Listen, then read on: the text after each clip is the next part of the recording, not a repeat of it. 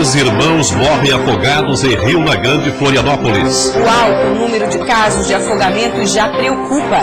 O Band Cidade traz orientações dos bombeiros para evitar novas tragédias. Idosa é transportada dentro de ambulância com um saco de lixo na cabeça. Num dos dias mais quentes do ano, um alerta. Só que em Florianópolis, em janeiro deste ano, quase 1.000 pessoas procuraram um posto de saúde com sintomas de rotavírus. As contratações e movimentação dos clubes catarinenses para a temporada 2017. E tem ainda a segunda reportagem da nossa retrospectiva 2016. Hoje, sobre os extremos do clima. O Band Cidade dessa terça-feira já está no ar.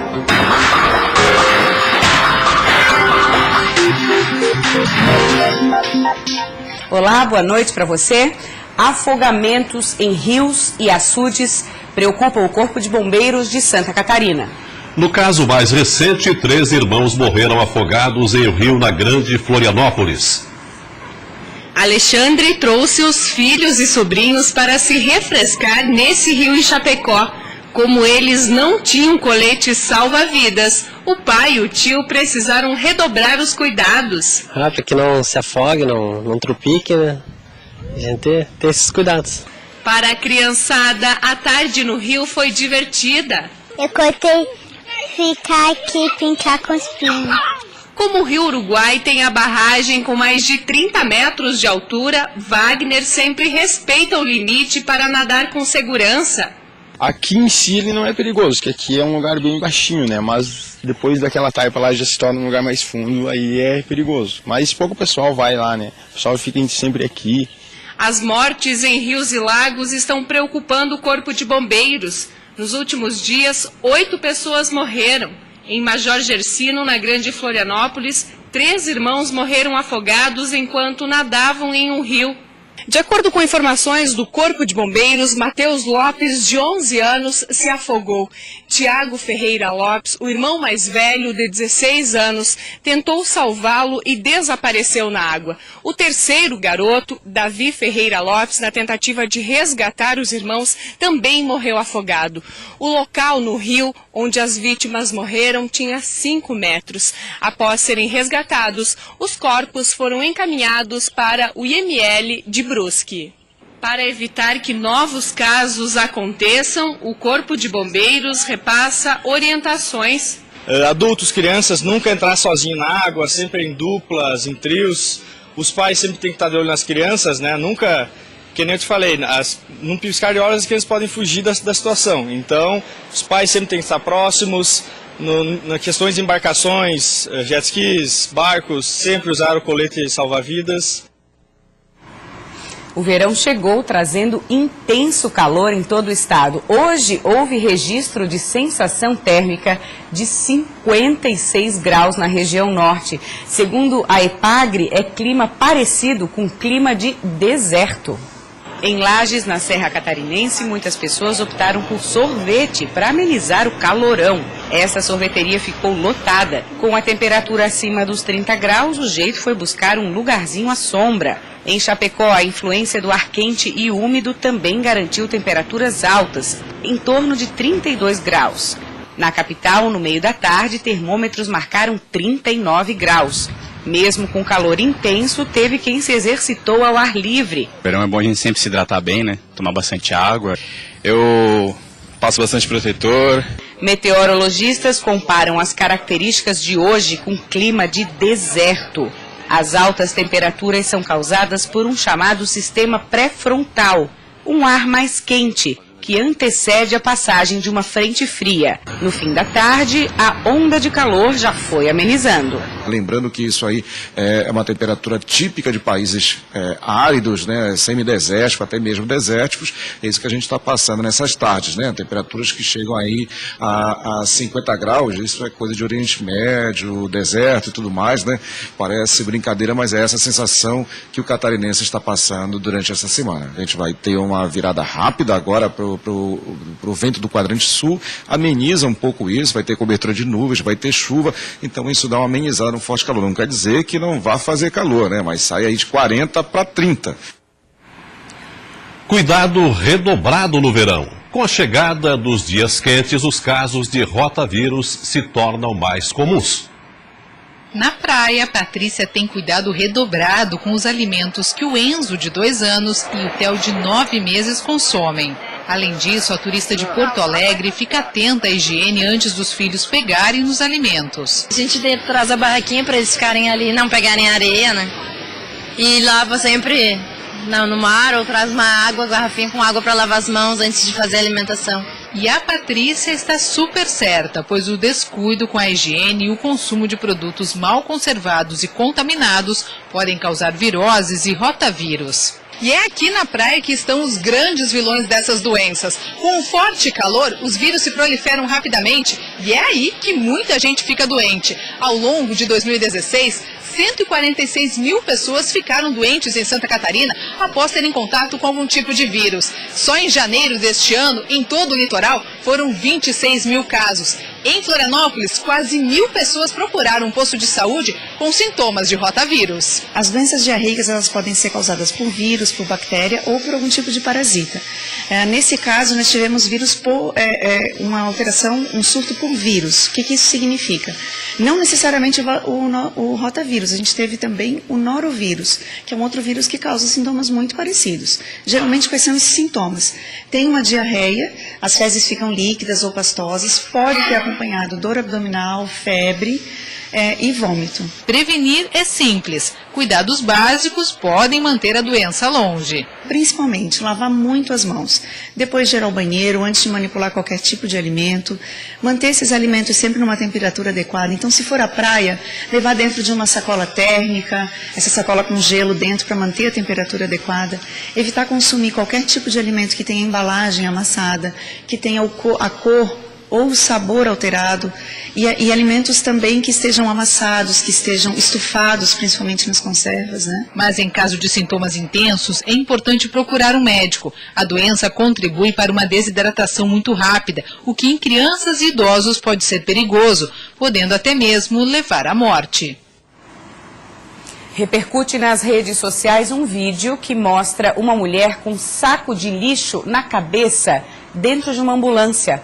A família registrou um boletim de ocorrência. De acordo com familiares, a mulher, Ivonete da Rosa, foi vítima de maus tratos ao ser transportada do Hospital Regional de São José, na Grande Florianópolis, para uma clínica. Num vídeo gravado pela filha, a mulher aparece com o rosto coberto com um saco plástico. Os funcionários teriam alegado que outros pacientes iriam ser transportados na ambulância e que a idosa estava enjoada e poderia vomitar no veículo. Por isso, o uso do saco plástico. O caso aconteceu na sexta-feira e no domingo a família registrou um boletim de ocorrência. A assessoria de imprensa da Secretaria Estadual da Saúde informou que o técnico de enfermagem que estava na ambulância apenas ofereceu à acompanhante, no caso a filha, um saco plástico para o caso de a paciente sentir vontade de vomitar e que isso é procedimento padrão nestes casos. E esse é um daqueles casos que deixam a gente perplexo. Sem querer duvidar de ninguém, eu pergunto. Você, profissional do setor, em sã consciência, colocaria um saco plástico na cabeça, cobrindo as vias respiratórias, de um paciente em trânsito numa ambulância? E você, acompanhante desse paciente, deixaria isso acontecer sem reagir na hora? Sinceramente, sou levado a pensar que tem algo estranho nessa história. Você vai ver depois do intervalo, a Prefeitura admite falha na entrega de milhares de carnês do IPTU. Saiba como proceder caso você não tenha recebido o documento. E vamos mostrar as contratações e movimentação dos clubes catarinenses para a temporada de futebol 2017. E veja também. Hoje nós vamos falar sobre a qualidade da água do mar, na praia que você frequenta. O Banho Cidade volta já.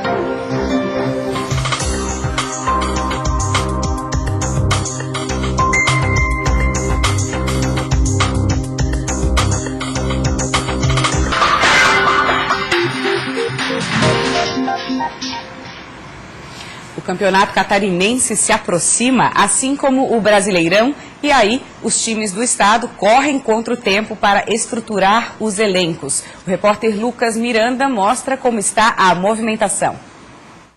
Ainda em reconstrução após a tragédia na Colômbia, a Chapecoense já fechou 6 reforços para o extenso calendário que terá em 2017. O goleiro Elias, que estava no Juventude, o zagueiro Douglas Grolli, do Cruzeiro, o meia Dodô, emprestado pelo Atlético Mineiro, o atacante Rossi, que defendeu o Goiás na Série B do Campeonato Brasileiro, e por último a Chape anunciou o lateral direito uruguaio Zeballos e o volante Moisés, do Grêmio.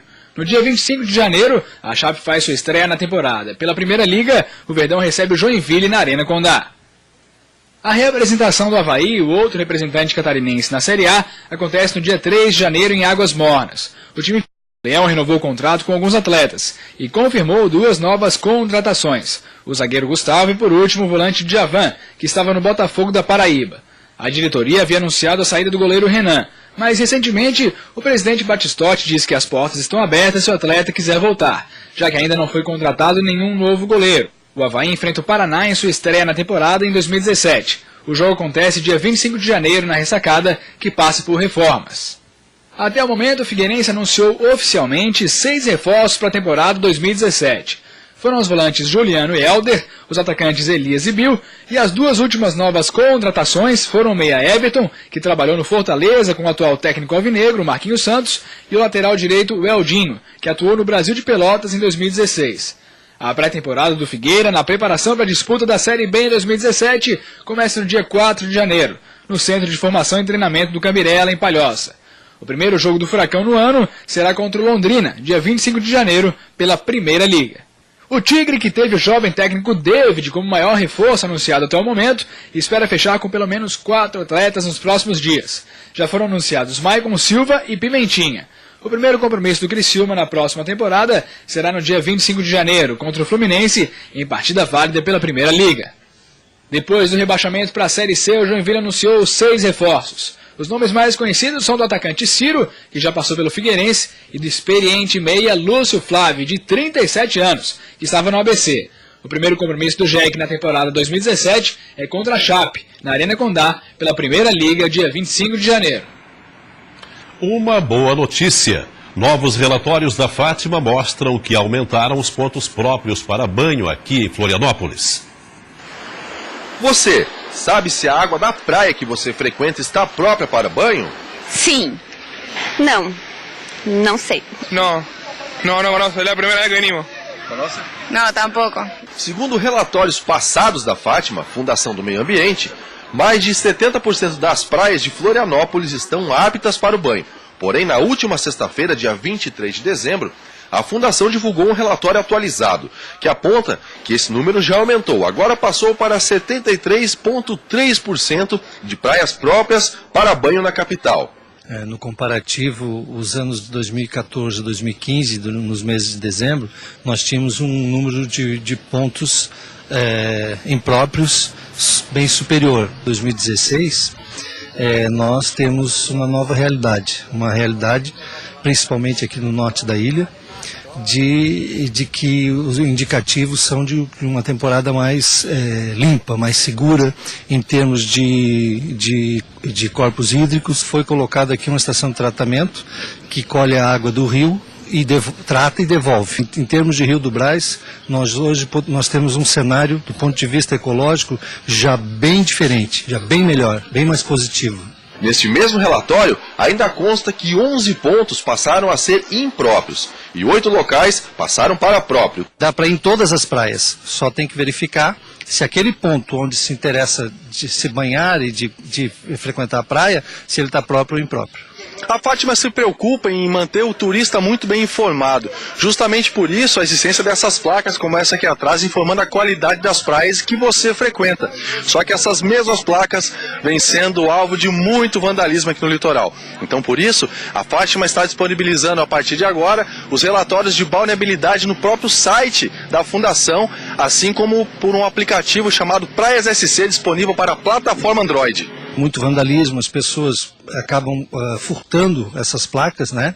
Por isso a gente também criou essa ferramenta eletrônica, digital, que é o aplicativo SC Praias. E ele disponibiliza então para que o cidadão até no celular ele possa ver naquela rua, a rua tal, se está próprio ou impróprio. Tem ali uma carinha triste ou uma carinha feliz que vai indicar se aquela rua está própria ou não. Isso em todo o litoral catarinense, nas praias. Você que mora em Florianópolis já recebeu o carnê do IPTU? Hoje termina o prazo para entrega do carnê. A repórter Bruna Matos traz informações.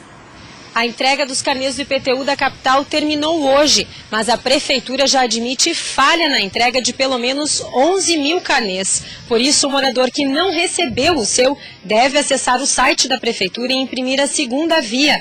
Neste ano, a cota única tem o vencimento no dia 5 de janeiro e 20% de desconto. Para quem perder o prazo, poderá parcelar o IPTU em até 10 vezes, mas sem desconto. Neste ano, a taxa de lixo não foi incorporada ao IPTU. Ela será cobrada separadamente. Bruna Matos para o Band Cidade. Amigos do jornalista Roger Bittencourt, atropelado e morto há um ano na SC 401 em Florianópolis, organizaram hoje uma corrida pela paz em homenagem a Roger. Cerca de 60 pessoas participaram da corrida, que aconteceu em Jurerê Internacional. O julgamento do homem que atropelou o jornalista ainda não foi agendado. A expectativa é que aconteça um júri popular no primeiro semestre do ano que vem. No Brasil, o trânsito ceifa a vida das pessoas como nenhuma guerra faz na atualidade.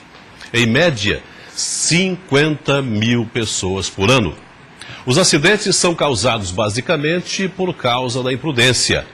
Imprudência que acaba em atropelamentos, choques frontais, comportamentos e muitas outras formas de acidentes com vítimas fatais. E foi um desses que vitimou o Roger. Foram semelhantes a esse que vitimaram tantas outras pessoas na SC 401 e em tantos outros lugares, e assim vão se somando os milhares dos quais falei. Que tal fazermos então um esforço conjunto para diminuir esses números? Vamos revisar os automóveis quando viajar, dirigir com cuidado, respeitando quem está no mesmo trânsito conosco, não beber antes de dirigir e não usar o telefone quando estivermos dirigindo. Dicas que todo mundo sabe, mas sempre é bom repetir, né?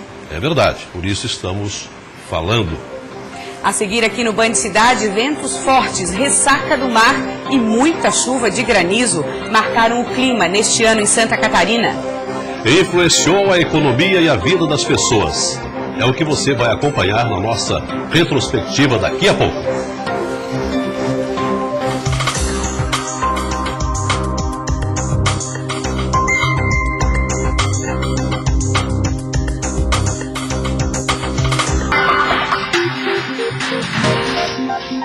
Em 2016 foi um ano de extremos no clima catarinense. Assunto da segunda reportagem da retrospectiva do Band Cidade.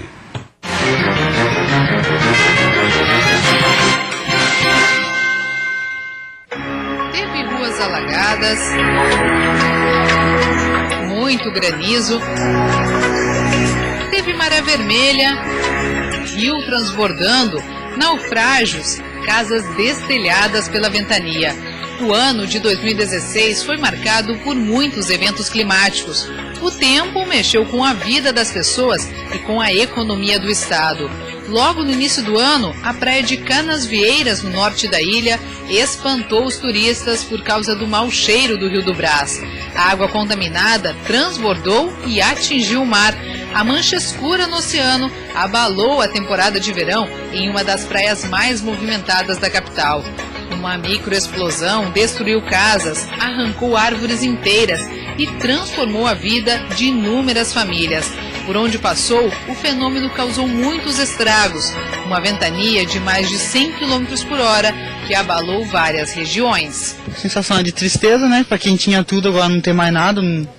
Roupa, nada, não tem mais nada. Demoliu tudo, ficou tudo demolido, virou tudo pedaço. Foi o vento forte também que causou ondas de mais de 4 metros no litoral do estado. Ondas que engoliram um barco pesqueiro, fazendo 7 vítimas. O naufrágio em Bituba não foi o único. Em São Francisco do Sul, no norte do estado, um barco também afundou no mar. 2 pessoas morreram. Neste ano, o tempo realmente surpreendeu e mostrou sua força. No sul do estado, a ventania chegou a tombar um caminhão, deixou muitas casas destelhadas e provocou muitos estragos. O mar invadiu a areia e chegou a arrastar carros durante um tsunami meteorológico. O mar também extrapolou a orla em diversas cidades. A ressaca fez a água invadir ruas, complicou o trânsito e trouxe muitos prejuízos. Na capital, um ciclone chegou trazendo muita destruição. Ventos de mais de 100 km por hora destelharam casas, derrubaram árvores, postes e fiação elétrica. Ruas ficaram interditadas e milhares de famílias por dias esperaram o retorno da água e da luz. Florianópolis teve que decretar situação de emergência para ajudar na recuperação dos estragos causados pelo maior evento climático dos últimos 10 anos. O tempo esteve tão atípico em 2016 que até a neve chegou antes. Em pleno mês de abril, temperaturas negativas na serra deixaram a paisagem congelada. Um frio só visto assim antes há 24 anos. Muito frio, mas muito bonito o lugar. Foi uma grande sequência de dias frios que atingiu todas as regiões do estado. A geada se tornou figurinha carimbada todas as manhãs nas partes mais altas do Planalto Serrano, fazendo deste inverno um dos mais rigorosos para os catarinenses. E no mar, um fenômeno chamado maré vermelha, causado pela alta concentração de algas, deixou manchas na água e contaminou moluscos. Ostras, mariscos e mexilhões, que correspondem a 95% da produção nacional, deixaram de serem comercializados e consumidos. Uma toxina presente nas algas poderia causar intoxicação alimentar. Foram 2 longos meses de interdição no litoral de Santa Catarina. Um prejuízo incalculável aos produtores. O fenômeno da maré vermelha em 2016 foi o mais intenso dos últimos 10 anos. No campo, o clima também não foi favorável. Os produtores de maçã viram a fruta ficar menor e a produção cair. Com o excesso de chuva e a geada tardia, a safra deixou a desejar, assim como a produção do pinhão, que também sofreu influência do tempo e amargou uma redução de 20%. Assista agora o Jornal da Band e a gente se vê amanhã.